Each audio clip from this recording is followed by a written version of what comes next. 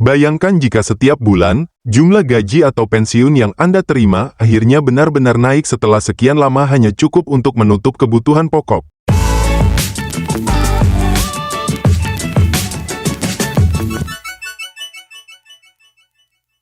Kenaikan gaji ASN dan pensiunan di tahun 2025. Bagi banyak orang, ini bukan sekadar angka, melainkan napas baru di tengah tantangan ekonomi. Pertanyaannya, seberapa besar kenaikan ini?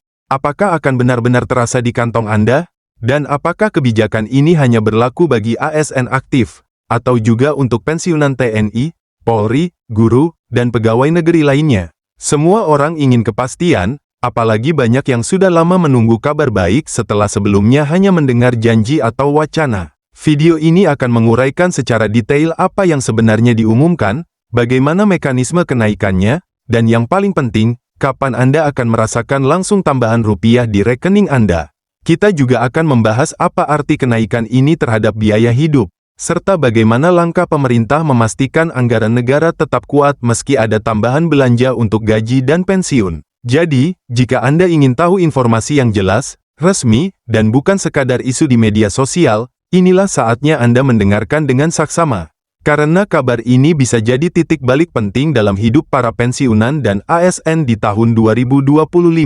Setelah pengumuman resmi itu, banyak yang langsung mulai bertanya-tanya apa arti kenaikan gaji dan pensiun tahun 2025 ini bagi kehidupan sehari-hari. Sebab, kalau bicara soal angka, pemerintah memang selalu bisa menyebutkan persentase atau jumlah rupiah, tetapi yang paling penting bagi masyarakat adalah apakah benar-benar terasa manfaatnya di meja makan, di dompet, dan dalam kebutuhan sehari-hari.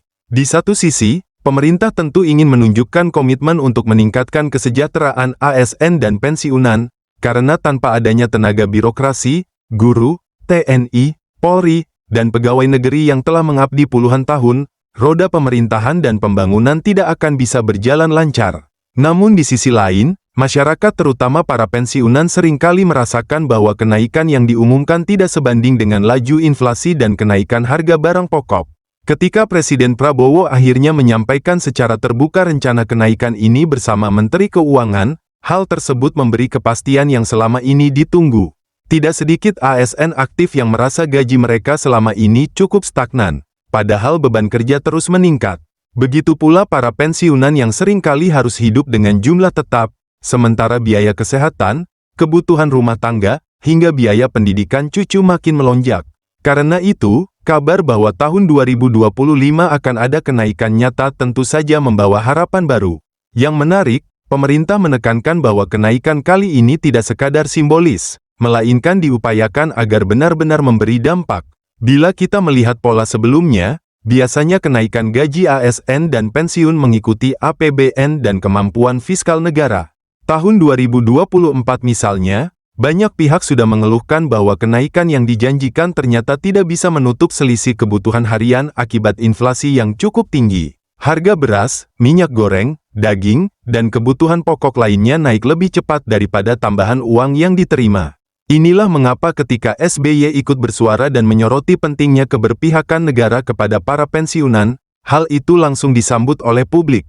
Sebab, suara seorang mantan presiden yang sudah berpengalaman memahami situasi ekonomi tentu membawa bobot politik dan moral yang besar. Dan akhirnya, pemerintah sekarang berusaha menjawab dengan langkah yang lebih konkret. Kalau kita bicara siapa saja yang terdampak, tentu ini menyentuh ASN aktif, baik yang bekerja di kementerian, lembaga, maupun pemerintah daerah. Mereka akan menerima kenaikan gaji pokok yang otomatis juga berdampak pada tunjangan. Sementara para pensiunan akan mendapatkan penyesuaian melalui tambahan dana pensiun yang disesuaikan dengan formula yang ditetapkan pemerintah. Untuk pensiunan TNI dan Polri, hal ini juga penting karena kebutuhan kesehatan dan kehidupan mereka di masa tua jauh lebih besar, mengingat banyak di antara mereka memiliki riwayat tugas yang berat. Guru dan dosen pensiunan pun termasuk dalam kelompok yang paling menanti kepastian ini, karena mereka merasa pengabdian puluhan tahun di dunia pendidikan seharusnya dibalas dengan jaminan hidup yang layak di masa tua. Namun, tentu saja muncul pertanyaan mengenai dari mana anggaran ini akan diambil. Menteri Keuangan menjelaskan bahwa APBN 2025 telah disusun dengan menekankan keseimbangan antara belanja pembangunan dan belanja pegawai. Dengan naiknya penerimaan negara dari pajak, sumber daya alam, dan sektor lain, pemerintah merasa punya ruang fiskal untuk memberikan kenaikan yang layak. Tetapi tetap, ada pihak-pihak yang skeptis dan khawatir bahwa kenaikan ini hanya akan berlaku sebentar, sementara kebutuhan jangka panjang tidak terjamin. Disinilah masyarakat perlu benar-benar memahami bahwa kebijakan fiskal tidak berdiri sendiri. Ada strategi besar yang sedang dirancang pemerintah untuk menjaga stabilitas ekonomi sambil tetap memenuhi kewajiban kepada ASN dan pensiunan. Banyak pensiunan yang selama ini mengeluhkan bahwa setiap bulan mereka hanya menerima jumlah tetap yang kadang bahkan habis hanya untuk membeli obat. Harga obat, biaya rumah sakit, dan keperluan kesehatan terus naik, sementara mereka tidak lagi memiliki sumber penghasilan lain. Karena itu, ketika mendengar kabar bahwa ada kenaikan, mereka langsung teringat pada tagihan kesehatan yang selalu menumpuk. Harapan terbesar mereka adalah tambahan pensiun benar-benar bisa membantu mengurangi beban itu. Tidak hanya itu, bagi pensiunan yang masih harus membantu anak atau cucu, kenaikan pensiun bisa berarti tambahan modal untuk menyekolahkan cucu atau sekadar memenuhi kebutuhan gizi keluarga. Di sisi lain, ASN aktif yang masih bekerja juga punya beban berat. Banyak dari mereka harus menghadapi harga rumah yang melonjak, cicilan, biaya sekolah anak, serta kebutuhan sehari-hari. Mereka merasa gaji yang selama ini diterima belum cukup memadai dibandingkan beban kerja dan tanggung jawab. Dengan adanya kenaikan gaji pokok, setidaknya ada tambahan napas yang bisa membantu mereka memenuhi kebutuhan keluarga. Hal ini juga bisa meningkatkan semangat kerja, karena merasa bahwa pemerintah tidak menutup mata terhadap jerih payah mereka. Kalau kita tarik lebih jauh, kenaikan gaji dan pensiun ini sebenarnya juga bagian dari strategi politik dan sosial yang lebih besar. Presiden Prabowo ingin menunjukkan bahwa pemerintahannya serius memperhatikan kesejahteraan rakyat, khususnya mereka yang sudah lama mengabdi kepada negara. Apalagi, suara pensiunan dan ASN aktif adalah kelompok penting yang bisa menjadi basis dukungan sosial dan politik. Ketika kelompok ini merasa diperhatikan, tentu stabilitas sosial akan lebih mudah dijaga. Dan dalam konteks pembangunan bangsa, kesejahteraan ASN dan pensiunan adalah pondasi penting, karena mereka adalah pilar birokrasi, pendidikan, keamanan, dan pelayanan publik.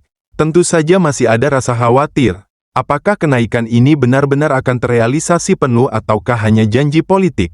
Pengalaman masa lalu membuat sebagian pensiunan ragu, karena pernah ada kebijakan yang diumumkan besar-besaran, tetapi realisasinya tertunda atau tidak sesuai harapan. Karena itu, masyarakat kini menunggu bukti nyata dalam bentuk pencairan yang benar-benar masuk ke rekening. Pemerintah berjanji bahwa mekanisme pencairan akan dilakukan secara bertahap, mulai dari awal tahun 2025. ASN aktif akan langsung menerima kenaikan gaji bulanan, sementara pensiunan akan menerima tambahan melalui Taspen dan Asabri sesuai dengan jadwal yang ditentukan. Hal yang menarik, kenaikan gaji dan pensiun ini juga disebut-sebut akan dibarengi dengan reformasi birokrasi di tubuh ASN. Pemerintah ingin memastikan bahwa kenaikan gaji tidak hanya berhenti sebagai tambahan uang, tetapi juga meningkatkan kualitas layanan publik. Dengan kata lain, ada harapan agar ASN yang digaji lebih besar juga memberikan pelayanan yang lebih cepat, ramah, dan profesional kepada masyarakat. Ini adalah pesan tersirat yang sebenarnya sangat penting. Karena kenaikan gaji tidak boleh dipandang sebagai hadiah, melainkan sebagai dorongan untuk bekerja lebih baik. Bagi para pensiunan, reformasi birokrasi mungkin tidak lagi relevan karena mereka sudah tidak aktif bekerja. Namun, mereka tetap berhak merasakan hasil jerih payah pengabdian mereka. Banyak dari mereka yang kini hidup sederhana, ada yang di desa, ada yang di kota kecil, hanya mengandalkan uang pensiun untuk bertahan hidup. Kehidupan mereka sangat dipengaruhi oleh seberapa besar tambahan pensiun ini bisa membantu memenuhi kebutuhan pokok. Ketika harga pangan dan listrik naik, tambahan sekecil apapun tetap berarti besar. Itulah mengapa, meski ada kritik dan keraguan, banyak pensiunan yang tetap menyambut kabar ini dengan rasa syukur dan harapan baru. Lebih jauh, kita perlu melihat dampak jangka panjang dari kebijakan ini terhadap ekonomi nasional. Dengan tambahan gaji dan pensiun, daya beli masyarakat akan meningkat. Pensiunan yang menerima tambahan uang tentu akan membelanjakannya untuk kebutuhan sehari-hari, sehingga roda ekonomi di pasar, warung, dan toko-toko kecil ikut bergerak. ASN aktif yang menerima gaji lebih besar bisa meningkatkan konsumsi keluarga mereka. Hal ini bisa berdampak positif bagi pertumbuhan ekonomi nasional. Namun, tentu pemerintah juga harus berhati-hati agar tidak menimbulkan inflasi baru yang justru menggerus kenaikan tersebut. Mungkin ada yang bertanya, bagaimana dengan mereka yang tidak termasuk ASN atau pensiunan? Apakah mereka akan merasa iri atau tertinggal? Inilah tantangan terbesar pemerintah, memastikan bahwa kesejahteraan meningkat secara merata. Karena itu, selain menaikkan gaji dan pensiun, pemerintah juga sedang merancang berbagai program bantuan sosial dan subsidi yang bisa menjangkau masyarakat luas. Dengan begitu, kebijakan kenaikan ini tidak akan menimbulkan kesenjangan sosial yang terlalu tajam.